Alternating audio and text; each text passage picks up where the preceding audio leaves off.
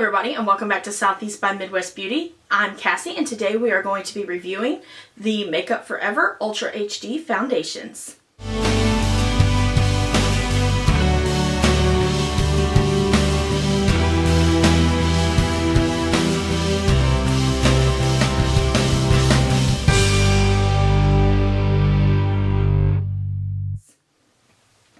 So before we start out, I want to mention that I did receive these from Influencer for a review. However, everything in here is my 100% honest opinion. And to prove that, we will start with the Makeup Forever Ultra HD Stick Foundation, which I'm not going to give a raving review to. Foundation. We're going to start out talking about the price. So both of these are actually the same price. This one is $43 for 0.44 ounces of product. And to put that in perspective, this much product. Oh, and by the way, I'm in shade R230, which is or 115. I believe it is kind of like a ivory type shade. Speaking of shades, this currently comes in 15 shades, and the darker shades can actually be used to contour. It is supposed to provide invisible coverage, and it's supposed to be formulated with hyaluronic spheres, which are supposed to do a kind of time release moisture, moisture providing for drier skins. It's supposed to provide invisible coverage for that kind of, up to 4K type thing. So my first problem with this is the packaging. I initially liked the fact that it came with this little plastic piece to cover it. However, I am obviously not, even being in cosmetology school, a beauty expert, and I cannot remove this plastic cap without digging into the foundation to save my life. Now, my husband can take it off without a problem, but every time I try to take it off, dig straight in. Secondly, I'm not a big fan of stick foundations because of hygiene. I mean, it is kind of hard to get it off of the brush and onto the skin, so they're really designed to kind of swipe, swipe, swipe, swipe, swipe. So they're not really good for makeup artists, because if you're swiping it on one person's skin, you're not going to want to turn around and swipe it on that person's skin without, sanitizing it. And from there, I mean, if I have something like, if I'm sick, which I currently am, and I rub this all over my face, I'm going to pass whatever I have onto the foundation. So I don't like the packaging for that. Secondly, when I actually tried it, okay, now first off, let me explain. I had tried this multiple ways. I tried it with and without primer. I tried it with and without prepping my skin. And by prepping my skin, I mean I used a heavy moisturizer, and I used like double primer. One for pore filling and then one for like hydrating, because I have severe dry skin.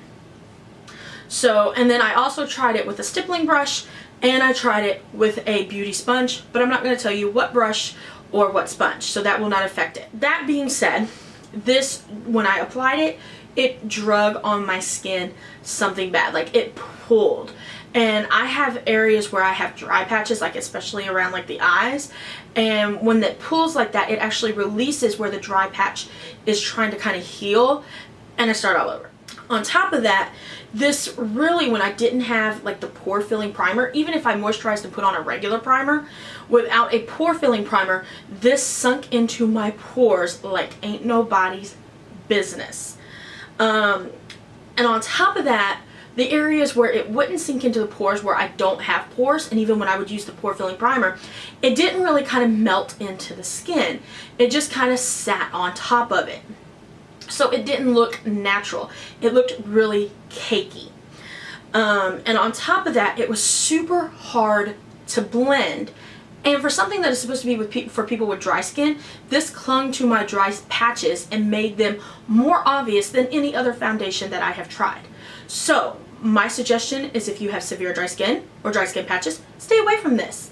However, if you are more combination or, kind of oily, you might like this. But for severe dry skin, skip it. Now, moving on to the Makeup Forever Ultra HD Liquid Foundation. I got the same shade from Influencer, R230. And as I mentioned earlier, it is $43 as well, but you get 1.01 ounces of product. And this comes in 40 shades as opposed to the 15 shades of the stick foundation, which for someone who is studying to be a makeup artist, that is amazing. So if I like this product, there are enough color options for me to, you know, be able to buy multiples and be able to, you know, provide for a multiple clientele. Now, this is supposed to be lightweight. It is supposed to make the skin naturally flawless, and it is supposed to have those same hyaluronic spheres that the stick foundation had for that kind of time release moisturization. But this is supposed to be meant for kind of all skin types.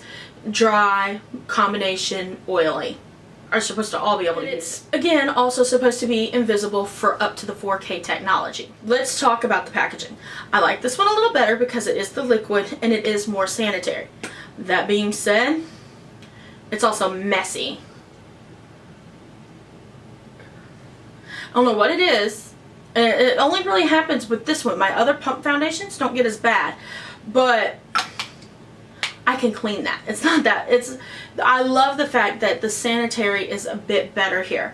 I also like the fact that it came with a pump and that I didn't have to purchase the pump separately. We all know of that other makeup brand that has a good range of foundations, but is a pour bottle instead of a pump when you initially buy it from the store. Anyway, so from there, I did the same kind of tryouts with this that I did with the stick. I used it without primer, I used it with primer. I used it without prepping the skin, and I used it prepping the skin. From there, I tried it with a stippling brush, I tried it with a makeup sponge, and I tried it with a kind of just regular makeup brush. If you watched my favorites video, you actually know which makeup brush specifically that I used. Now, this works with all three forms, but I found that I liked the beauty sponge form better. It kind of tends to give it, the look still looks, it does look, you know, natural when you wear it, but the beauty sponge gives it a more natural look. It kind of blends it in a little bit better because I guess the wetness kind of helps it to kind of, you know, kind of mesh with the skin. So this blended really, really well with all three methods of application. I also like the fact that this has very buildable coverage. So, you know, I have certain areas where I don't need a lot of coverage, but I have other areas where I do need some coverage. So in the areas where I need that extra oomph, it kind of provides that for me. I can actually go in and in those areas build up the coverage, and it blends it in with the rest without looking unnatural. I found that this worked both with the prepped and unprepped skin. Now, it does work better with primer than without, but I found that I could skip the pore filler and it wasn't as bad as the stick foundation was. It did sink into the pores, but it wasn't as gaping and obvious with spacing as the stick foundation was.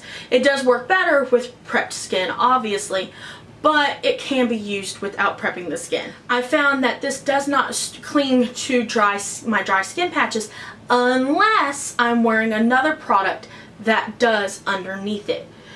What I mean by that is, for example, my Hourglass number 28 primer, which is really good for dry skin, does not cling to my dry patches. It kind of moisturizes them.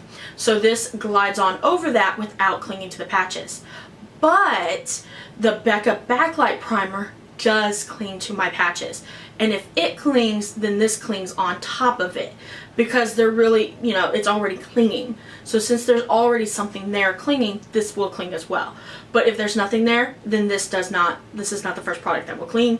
I will not get clinging until I powder those areas to kind of set it, which this does actually need to be set a little bit, especially if you top it with a concealer. You can actually get away without setting it if you're not going to wear a concealer kind of to brighten and everything over it. I would say that in person and up close, this is not invisible. You can tell I'm wearing foundation. It does not look like extremely flawless and invisible. However, you know, at a reasonable distance, and I'm thinking on camera, it's not going to be as obvious. Obviously, you're going to know because like my whole face is done. But I mean, if I was just to be vlogging, you may not necessarily notice it. So I actually super recommend this, especially to people with dry skin. It is a really good foundation, and I really did enjoy this much more than I enjoyed the stick foundation. So give this a try. All links to the products will be listed in the blog post link down below.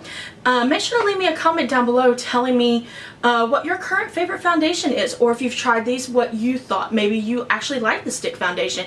And if you do, let me know how you got it to work. So if you like this, make sure to give it a thumbs up and to share it with all your friends. Make sure to follow me on the social media link down below. And until next time, bye!